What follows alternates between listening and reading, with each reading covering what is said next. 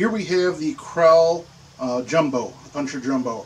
So this is a 22 bottle-fed rifle. It's made by Kral in Turkey. Side lever action, comes with single shot tray as well as two 12-shot magazines. This is in 22. It does have what appears to be a shroud. I'm sorry, I had to pause it here. I apologize. I was about to complain because this rifle was extremely on the loud side, and I got a little carried away. For those people who are used to using firearms, it was right up there with a 22 short, 22 long, maybe a little louder. Loud enough that I really wish I had ear protection at the time. So here I'm just talking about that, complaining about that, but I did want to point out the Kral comes with that nice little foregrip that changes into a bipod. So let's show you what I thought about the rifle. Straight from the factory, this comes with about a 3.5 pound unadjusted trigger pull. This is a fully adjustable trigger, so you can mess with that a little bit and get it lower if you like. It was comfortable. Now, the stock on this rifle, this wood stock, is gorgeous. It's one of the most comfortable stocks I've ever had the pleasure of shooting.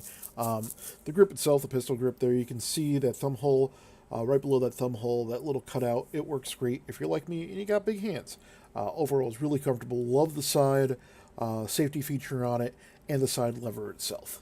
I do want to point out this does have a power adjuster on the side. You can see it right there with a little silver knob. And the fact that they include that single shot tray, I know it doesn't seem like a big deal to a lot of people, but it's a really nice little feature. I really appreciate that they do that. Aside from that, you can see on the top, you have your choice as far as whether you want the dovetail or the Picatinny / Weaver style rail all along the top there for whatever optics you want to put on, because this does need optics. So this first group is going to be at 25 yards with the Predator GTO. Now I want to point out, I took this first shot, 10-shot group. It's going to be the one on the left, actually. And then I had to do a second 10-shot group because I wasn't sure if it was actually re-recording. That's the reason why there was already 10 shots in the center on that right target. All I did was when I took the second 10-shot, I shifted it over a little bit, about a ½ inch right onto the left of the bullseye. But you can see these were both really decent groups. The first one was a little better. So yes, I was pretty happy with these two 10-shot groups, but then of course the wind started picking up.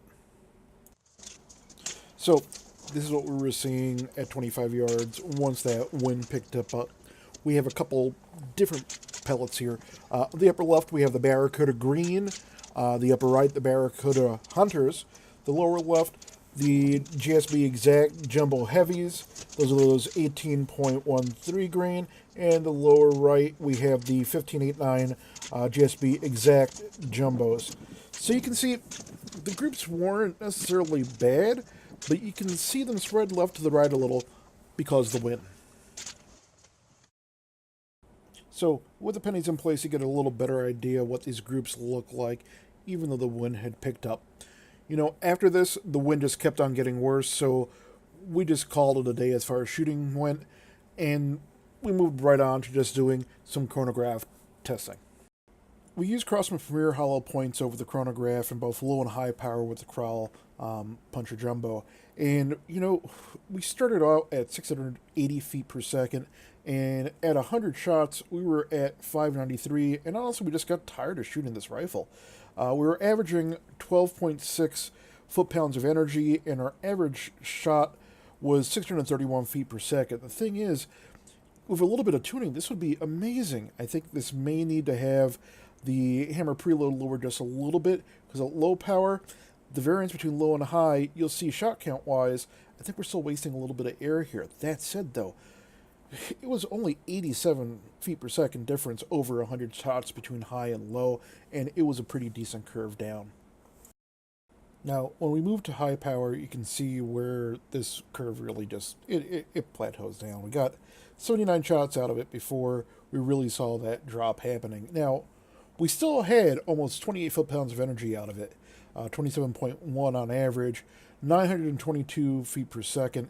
You know, of a heavier pellet, we're probably looking at close to 30 foot-pounds of energy just straight from the factory. That said, you really want to try for a bell curve, or as close to it as you can get. Some people talk about it as an upside-down bathtub.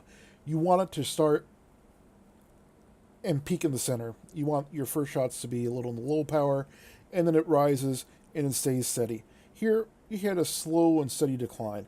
All that means is that this rifle is definitely capable of more with a little bit of tweaking. That's the beauty of PCPs and why you really need a chronograph. You can tweak that hammer spring preload when you have that option, such as you do with the Kral, to get that exactly where you want.